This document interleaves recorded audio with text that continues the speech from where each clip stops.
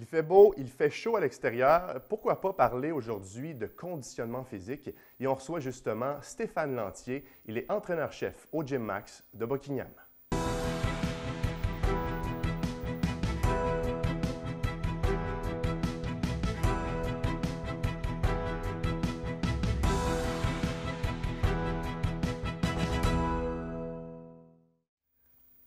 Bonjour à tous, mon nom est Mathieu Daou. Je vous souhaite la bienvenue à cette nouvelle émission de Tribune locale. Comme je le disais en introduction, Stéphane, bonjour, tu es entraîneur au Gym Max. Comment ça va? Ça va super bien, toi? Ça va très bien, moi Excellent. aussi. Stéphane, ça fait combien de temps que tu fais ça, que tu es entraîneur personnel? Bien, c'était un concours de circonstances. Si on recule plusieurs années passées, il y avait un gym à sa rue principale, Formo Max. J'ai commencé à m'entraîner au début 2015 là-bas. Puis le propriétaire cherchait un entraîneur. Donc en mai 95, c'était dans le fond mes premiers pas comme entraîneur. Donc ça fait plus de 22 ans déjà. En 95, tu disais Formo Max, c'est ça? Exactement. C'est sur l'avenue principale. Exact. Les gens qui s'entraînaient, est-ce que c'était rempli le gym dans ce temps-là? Dans ce temps-là, oui, mais ça a beaucoup changé depuis. Si on recule, la clientèle qu'on avait dans ce temps-là, on avait monsieur, madame, tout le monde. Mm-hmm. Mais encore là, il y avait des préjugés par rapport à l'entraînement. Donc, un peu plus de culturisme dans ce temps-là. Nos méthodologies d'entraînement étaient différentes aussi. Donc, j'ai vu en 22 ans là, une grande progression au niveau de la clientèle. Là.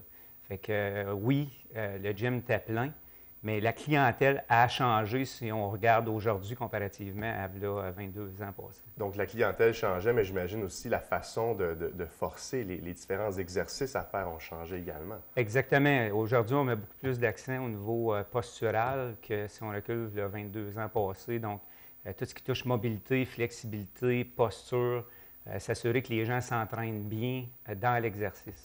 Comment on devient entraîneur personnel? Parle-nous un peu de ton parcours, Stéphane. Mon parcours est un peu atypique, je te dirais. Je pourrais te donner un aperçu de quelqu'un qui veut être entraîneur aujourd'hui, là, les 2-3 possibilités. Moi, j'ai toujours su, ma mission a toujours été d'aider les gens. Fait que d'aider à l'âge de 16 ans, je savais que je me dirigeais à cet égard-là sans savoir exactement dans quel domaine. Donc, dans les fin 80, début 90, j'ai fait un baccalauréat spécialisé en criminologie avec une mineure en psychologie. J'ai travaillé 3 ans en psychiatrie. Puis, en 95, c'est là que j'ai commencé à entraîner les gens, là, dans les années 90. Puis, en parallèle, 2 ans plus tard, j'ai acheté le centre de conditionnement physique. Donc, je suis devenu propriétaire du même centre de conditionnement physique pendant près de 10 ans. Et écoute, en parallèle aussi avec ça, j'ai été responsable de la santé et sécurité de 300 employés dans une usine. Donc, ça m'a amené plusieurs expertises différentes. Exactement. Et au cours de mon parcours, j'ai été me chercher une certification ANI, c'est l'Association nationale des intervenants en entraînement. Donc, c'est de là que j'ai été chercher ma certification. Puis depuis, je fais de multiples formations là, pour me tenir à jour, bien sûr, parce que c'est vraiment important ça change, hein, comme dans n'importe quel domaine. Donc, c'est important, là, tant en nutrition, en mobilité, qu'en entraînement en force, en hypertrophie, de se garder up-to-date avec les dernières recherches. Puis, si c'est pour répondre peut-être dans un deuxième temps à ta question, si aujourd'hui j'aurais, exemple, 18 ans, malgré qu'on peut à 40 retourner à l'université. Oui, un retour aux études. Il y a un retour aux études, ça se fait quand, n'importe quel temps, mais il y a le bac à lauréat.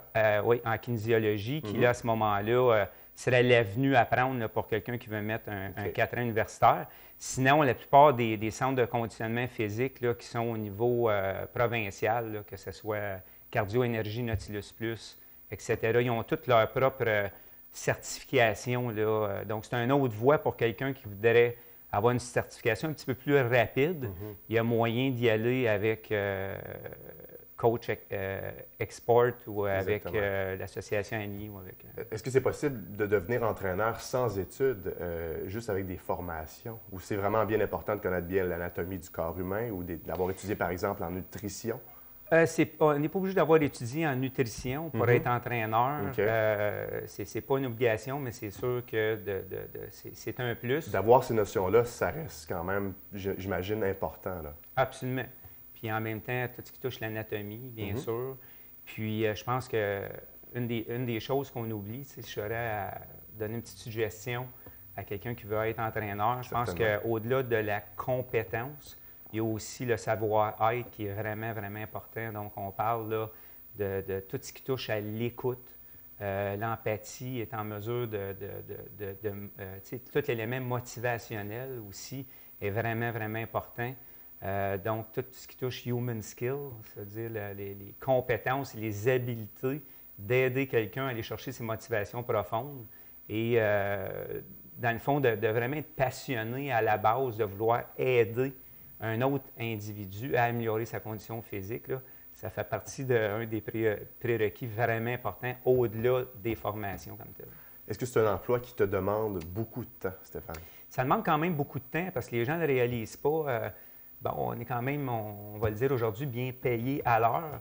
Mais les gens, des fois, ce qu'ils ne voient pas, c'est toute la planification qui est en arrière. Parce que, comme je peux donner un exemple, je peux avoir quelqu'un qui revient d'un entorse lombaire, qui a été suivi, exemple, par un ostéopathe ou un physio. Puis qui a certaines limitations fonctionnelles.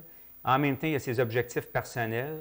Il y a tout l'historique médical, ses besoins particuliers, combien de fois semaine il veut s'entraîner, est-ce qu'il est déconditionné, Puis là, il faut appeler le professionnel de la santé qui l'a suivi pour avoir les recommandations au dossier, puis faire toute la planification puis l'organisation là, pour s'assurer qu'on répond aux besoins du client où il est au moment où il vient lors de la consultation initiale. Donc, il y a du temps à mettre.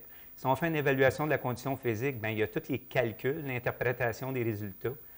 Donc, en arrière-plan, là, je dirais, là, si on fait 1 heure plancher, il y a définitivement là, environ une moyenne d'1 heure de préparation minimum à la maison pour 1 heure travailler sur le plancher avec le client. Donc, c'est quand même beaucoup de temps. C'est quand même beaucoup de temps. C'est de là que ça devient une passion. Il ne faut vraiment pas le faire pour l'argent, mais bien pour finir le soir puis sentir qu'on a une mission accomplie, d'avoir aidé des gens à se mettre en forme puis à faire un pas d'avant dans l'amélioration de leurs conditions physiques. Je pense qu'à la base, là, un entraîneur, il l'a dans le sang, puis il est missionnaire un petit peu dans l'âme. C'est quoi, Stéphane, la première étape avec un client, la première approche que tu as avec ce client-là? Je dirais, dans un premier temps, une des choses qui est bien importante aussi, c'est la capacité d'adaptation. C'est-à-dire, quand tu rencontres le client dans un premier temps, c'est d'assez rapidement évaluer avec qui tu es, puis de t'adapter un petit peu à ça, parce qu'on parle quand même de changement d'habitude de vie. Donc, il faut créer un lien de confiance assez rapidement. Donc, il y a toute une question de consultation initiale où là, on fait l'évaluation des besoins, l'historique médical de la personne, combien de fois par semaine qu'elle désire s'entraîner, est-ce qu'elle a déjà fait de l'entraînement de conditionnement physique? Il y a une évaluation qui va se faire aussi habituellement, évaluation posturale. Des fois, on va aller voir jusqu'au pourcentage de gras, par exemple, ou évaluation de sa capacité aérobie. Puis on fait toute une planification avec le client. Okay. Mais au-delà de ça, la partie, je pense, la plus importante dans la consultation initiale, c'est ce qui touche les motivations profondes. Ça veut dire objectifs des gens. Bien, les objectifs, oui, mais les objectifs, c'est très comme, admettons, la personne veut augmenter sa masse musculaire, perdre du tissu adipeux, avoir plus de flexibilité. Ça, c'est l'objectif. OK, ça rentre moins dans motivation. Oui. Qu'est-ce qu'une motivation? Motivation, là, je pense que c'est la pierre angulaire. C'est ce qui est le plus important, selon moi, que l'entraîneur, ou une des choses les plus importantes que l'entraîneur doit cibler, c'est pourquoi la personne est en avant de toi. C'est quoi son pourquoi qui désire atteindre ses objectifs? Si je peux donner un exemple, ça m'est arrivé à un moment donné d'avoir une madame là, d'une 50aine d'années, beaucoup de poids à perdre, c'est ce qu'elle me soulève, déconditionnée. Donc, elle me dit, on regarde ses objectifs, améliorer sa capacité aérobie, perte de poids, etc. Puis quand je me demande et demander là, à porte fermée, il posait le pourquoi des pourquoi des pourquoi, elle se met à pleurer en disant « Stéphane, j'ai 3 enfants, je ne suis plus capable de jouer avec mes enfants. » Là, ça a touché sa motivation profonde. Certainement. Elle veut voir ses enfants grandir, elle veut s'assurer qu'un jour, ils vont se marier, qu'elle soit là au mariage pour les enfants de ses enfants. Donc, elle sentait qu'elle ne s'en allait pas dans ce sens-là. Puis elle, c'était sa motivation profonde. Donc ça va bien au-delà des objectifs. C'est pourquoi tu le fais. Parce que changer des habitudes de vie, c'est pas facile. Ça demande une persévérance dans le temps. Donc, l'entraîneur se doit de réanimer des fois le client à son motif fondamental du pourquoi la personne fait des efforts à changer ses habitudes de vie. J'imagine que c'est assez facile d'aller au gym et de mal forcer, de ne pas forcer correctement. J'imagine que tu es là, toi, pour éviter les blessures. Absolument. Ça, c'est un rôle qui, quand que je parle d'un changement dans le temps, aujourd'hui, comme entraîneur, on met beaucoup d'accent sur le volet positionnement, donc tout le côté postural, bracing scapulaire, donc au niveau des épaules, au niveau cervical, au niveau lombo-pelvien, les genoux, les pieds. Ça veut dire que oui, exécuter un exercice, exemple, pour tonifier, mais on pourrait faire l'exercice puis créer d'autres problématiques ailleurs si on n'a pas un positionnement optimal. Puis notre rôle aussi, c'est que quand on est sur le plancher avec le client, c'est bien sûr, c'est de faire de l'observation.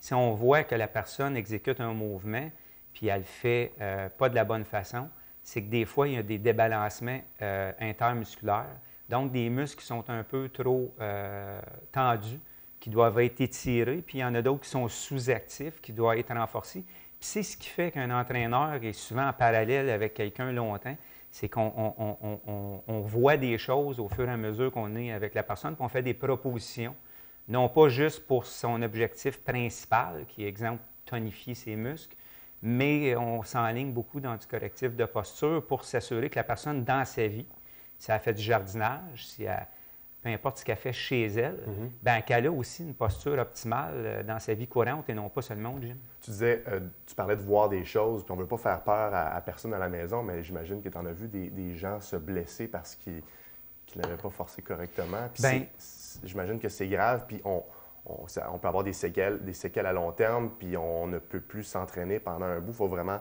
faire attention à ça. Oui, comme j'apprécie que tu soulèves ça parce que je vais te donner un exemple qui m'est arrivé, sans nommer de nom, bien sûr, mais j'ai une madame qui m'est arrivée il y a quelques mois passés, puis l'été passé, en faisant du jardinage, elle a juste voulu tirer sur une plante qui a eu une petite résistance, mais son dos était courbé vers l'avant, donc elle n'avait pas une posture optimale, puis elle s'est faite une hernie discale.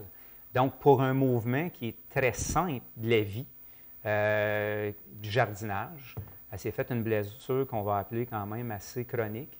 Et là, je l'ai revue là, après traitement physio, tout ça. Donc, ça, c'est une chose. Puis la deuxième, qui est toute dans une autre gamme, c'est qu'aujourd'hui, si on prend les jeunes d'aujourd'hui, avec la technologie, les cellulaires, etc., les gens sont souvent vers l'avant, donc ils ont la tête en protraction, un enroulement des épaules, une protraction des épaules. Fait qu'en entraînement, on voit ça, puis ça nous permet là, de travailler à étirer certains muscles puis renforcer d'autres, mais toujours en y allant par proposition. On n'impose rien, on voit des choses, on observe, on le mentionne à notre client, puis à partir de là, il y a un consensus qui se fait, puis là, on fait de l'intégration graduellement dans la prescription d'exercice. Stéphane, si tu le permets, on va prendre une courte pause. Oui. Au retour, on poursuit notre discussion au sujet du conditionnement physique. Reste avec nous, on vous revient dans quelques secondes.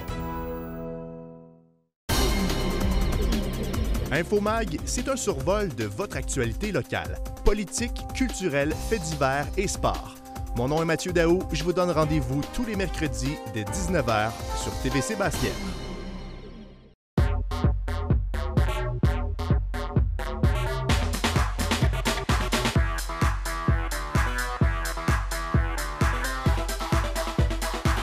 Oui, je parle français.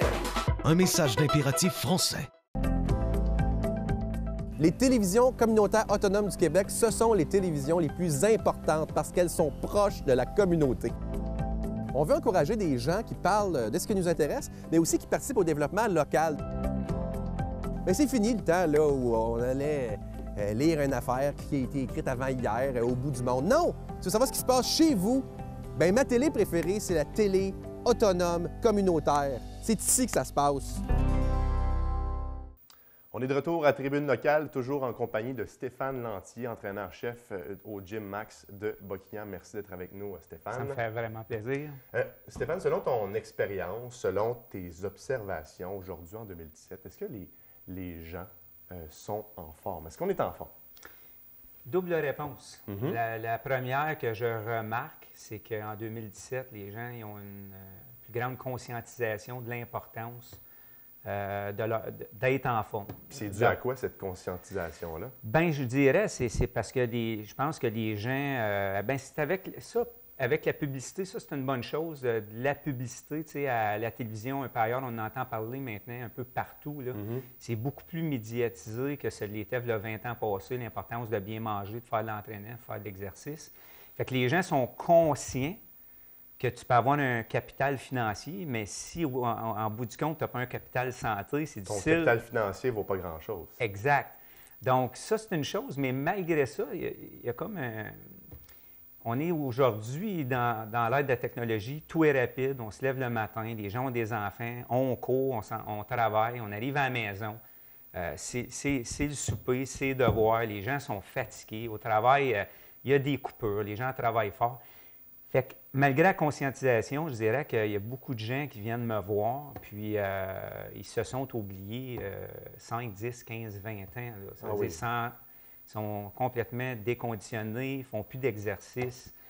Donc, je te dirais, oui, conscient d'une certaine façon, mais l'action est souvent pas là. Donc, quand on les voit, c'est des prises de conscience qui se disent soit par alarme du médecin, parce qu'ils font soit d'hypertension artérielle, ils ont un signe du médecin, ou par eux-mêmes, ils disent « OK, là, mes enfants ont 3, 4, 5 ans, là, faut que je me mette à l'horaire. » Puis l'excuse du manque de temps, est-ce que ça revient souvent? Parce qu'on le sait tous, le temps, c'est continu, ça ne se gère pas. C'est l'horaire de notre temps qui peut être modifié. Exactement. Est-ce que c'est une excuse qui t'est souvent donnée? « Ah, Stéphane, je manque de temps, je manque de... » Puis justement, quand je manque de temps, je n'ai pas la motivation pour aller m'entraîner. Exact. Le temps, c'est définitivement un des facteurs comme entraîneur qu'on évalue et on regarde avec le client. C'est une des raisons pour lesquelles ils ne sont pas venus nous voir au gym.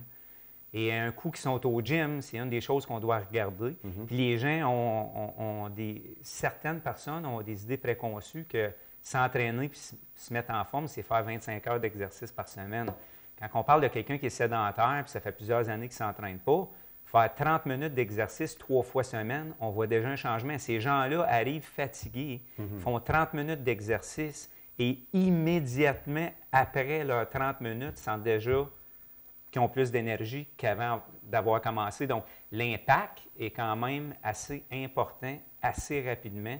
Donc, ce n'est pas un idéal 30 minutes 3 fois semaine, mais quelqu'un peut commencer avec ça puis déjà voir des changements positifs dans sa santé. Donc, on a tous 168 heures par semaine. C'est vraiment plus une façon, c'est à un moment donné se choisir pour justement, à un moment donné, continuer à donner de l'amour aux autres, continuer à s'occuper des autres.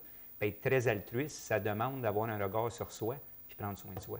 On s'entend, toi et moi, qu'on n'est pas obligé d'aller au gym pour faire de l'exercice physique. Pourquoi on prioriserait un centre plutôt que, oui, de faire de l'exercice quotidiennement dans la vie de tous les jours? Bien, être actif dans un premier temps, c'est positif. Donc, que ce soit je lave ma voiture, je fais des rénaux à la maison, jardinage, l'entraînement à la maison, ça va aussi. Il y a bien des gens qui s'entraînent à partir de la maison, puis j'ai rien contre ça, au contraire. On parle d'activité, là, on est mieux de s'entraîner sur un tapis roulant dans le sol chez soi. Mais dans ce temps-là, par exemple, tu n'as pas de job. Ou tu en as moins. Oui. Exactement. Oui. Puis l'avantage d'aller dans un centre de conditionnement physique, c'est tout ce qui touche l'élément motivationnel. Oui. Écoute, au Gym Max à Buckingham, là, on n'a pas loin d'1 million en équipement. Donc, c'est toute la valeur ajoutée d'avoir de multiples... D'avoir les conseils aussi de quelqu'un. Bien, c'est là que j'y arrive, là, c'est qu'il y a le centre comme tel, l'accueil, mais il y a tout ce qui touche le suivi avec l'entraîneur qui est là, qui permet de s'assurer de bien cibler les besoins, les objectifs, puis que l'entraînement que la personne fait est relié à ses objectifs. Puis nous, souvent, on va proposer des évaluations mesurables où les gens voient leur progrès. Ça fait toute une différence. Souvent, le tapis roulant dans la maison finit que on met notre linge là-dessus pour le faire sécher, puis à un moment donné, on a acheté pour 3 000 $ en équipement, mais ça dort là. Dans un gym, c'est un des gros avantages, là, contrairement à l'entraînement résidentiel. Au Gym Max, il y a eu des rénovations récemment. Tu parlais d'équipement, c'est vraiment, tout est pas mal à la fine pointe de la technologie. On a de tout dans le centre? Oui, autant là, au niveau de l'entraînement fonctionnel, on a maintenant CrossFit Buckingham, qui est de plusieurs milliers de pieds carrés. Des gens certifiés pour aider les gens à cet égard-là, fait que ça, c'est à voir. En même temps, les propriétaires ajoutent continuellement de nouvel équipement dans le gym. Fait qu'autant, il y a des appareils à plaques sélectives, qu'on a toute une gamme de poids libres, des bandes résistantes, des slam balls, que ça va jusqu'à on a 30 ou 40 appareils cardio-respiratoires. Donc, c'est clair qu'en fait d'équipement, tout est là. Autant pour entraîner une madame qui commence qui a 75 ans qu'un athlète, là, on a tout ce qu'il faut. Puis pour les curieux, juste pour dire, le Gym Max est situé intersection Lépine et de l'Arc pour ceux qui sont dans l'est de Gatineau et qui aimeraient commencer à s'entraîner dans un centre. Si je peux ajouter aussi, on a toute une gamme de cours de groupe là, qui va métabolique et tonus, cours de yoga, spinning, etc. On a énormément de cours de groupe. Puis les gens qui sont membres au gym ont accès gratuitement aux cours de groupe là, qui sont donnés au gym. On est au printemps, on se dirige vers l'été. Mettons, moi, je veux me remettre en forme. C'est quoi les conseils que tu as à me donner là, en cette période où peut-être il y a justement un peu plus de motivation? C'est quoi les conseils que tu me donnes? Bien, une des premières choses, c'est de faire attention je pense qu'une des plus belles choses que je pourrais transmettre aujourd'hui, c'est de faire attention à l'idée d'exemple, se mettre en forme pour une période ou pour un objectif de courte durée. Exemple, je m'en vais d'un voyage, je m'inscris au gym, je vais me mettre en forme pour les 2 prochains mois, puis après ça, quoi? Les gens, après les fêtes, résolutions, mais souvent, tu sais, ils ont trop mangé, tout ça. Fait qu'il y a des périodes typiques avant l'été pour la plage. Ce que je souhaite, et si j'ai un message à passer à tous, c'est essayer de voir fondamentalement pourquoi vous voulez vous mettre en forme, mais pour un objectif longitudinal. Un objectif qui est plus de dire, je veux rester en forme pour avoir de l'énergie, jouer avec mes enfants, se fixer vraiment des objectifs pour pouvoir, disons, s'entraîner, mais sur une base annuelle. Et non pas simplement pour une période, parce qu'à ce moment-là, ça devient un objectif court terme. Puis j'ai vraiment des gens qui ont eu un objectif pour dire, écoute, je m'entraîne, là, parce que là, l'été s'en vient, mais ces gens-là, par la suite, on ne les voit plus. Puis il y a un processus de déconditionnement ou un principe de réversibilité que si tu arrêtes ton entraînement, bien, tranquillement, ton corps revient à l'état initial. Ça veut dire que tu as un déconditionnement progressif qui se fait. Puis à ce moment-là, ta condition physique, bien, elle s'améliore puis elle se détériore au courant de l'année. Donc, ce que je souhaite aux gens, c'est de prendre du temps à l'horaire pour eux à l'année longue. On n'en parlera pas de long en large, mais je veux quand même aborder le sujet. Les produits reliés à la musculation. Oui. Vous en proposez quelques-uns au gym. Qu'est-ce que tu penses de ça? C'est bien, mais encore là, ce que je suggère aux gens, c'est qu'ils aillent voir un professionnel, donc un entraîneur qui va bien les guider.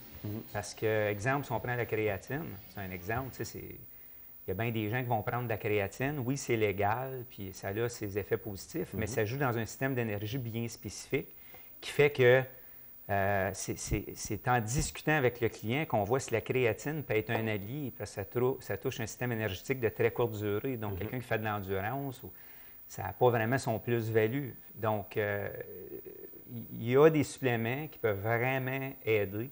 Il y a des antioxydants qui sont bons à prendre. Il y a des shakes post-entraînement que je calcule qui sont bons à prendre, mais encore là, puis pendant l'entraînement, mais il faut vraiment évaluer ça avec la personne, bien recommandé, éviter les surdosages. Il y a des supplémentations qui doivent être cyclées et ce n'est pas nécessaire pour tous non plus, fait qu'on ne fait pas de recommandations à outrance à cet égard-là. Puis je termine en disant, exemple, le biglycinate de magnésium peut aider, les gens au sommeil. Mais si, à la base, on ne règle pas les causes, exemple, si les gens, dans leur petite coutume d'avant-dodo, sont en avant de tous les systèmes électroniques de ce monde, ça ne les aide pas à bien dormir. Donc, des fois, il faut regarder les sources qui font que la personne a de la difficulté à dormir, puis peut-être l'aider à travailler à cet égard-là avant de conseiller nécessairement un supplément qui peut aider, mais qu'il y a peut-être d'autres causes fondamentales plus importantes aussi. Là. Fait que la supplémentation est là, c'est un allié, mais il ne faut pas l'utiliser à outrance. Je veux qu'on parle aussi des préjugés reliés au gym. Tu t'en parlais en début d'émission, tu parlais de culturisme puis tout ça, mais aussi les préjugés par rapport à toujours vouloir avoir le corps parfait, toujours vouloir être plus mince que l'autre. Il y en a encore des préjugés par rapport au gym? Il y a encore des préjugés par rapport au gym, puis aujourd'hui, ça a beaucoup changé. Aujourd'hui, c'est important que les gens sachent qu'on a de plus en plus de gens du troisième âge. Moi, il y a 2 ans, écoute, record Guinness à mon actif, j'ai entraîné une femme de 100 ans, une Madame Audi. De 100 ans? 100 ans, oui. J'entraîne beaucoup de gens de 70, 80 ans. Donc, oui, encore des gens en développement musculaire, mais on a de plus en plus de gens en réadaptation musculaire, des gens du troisième âge. Donc, c'est plus la même chose. Monsieur, madame, tout le monde, votre place est dans un centre de conditionnement physique. Ça a vraiment, vraiment changé à cet égard-là aussi. L'ambiance qu'on retrouve au Gym Max de Buckingham, c'est quoi? Ça ressemble à quoi? Wow! Gym Max de Buckingham, respect, ça c'est une des premières choses. L'accueil est exceptionnel, très professionnel. Je veux mentionner l'hygiène aussi, c'est vraiment important. Les gens nettoient, il y a comme une réglementation interne où chacun nettoie leur machine. Donc, tout ce qui touche aussi le service professionnel, d'offrir la plus grande gamme de services possibles.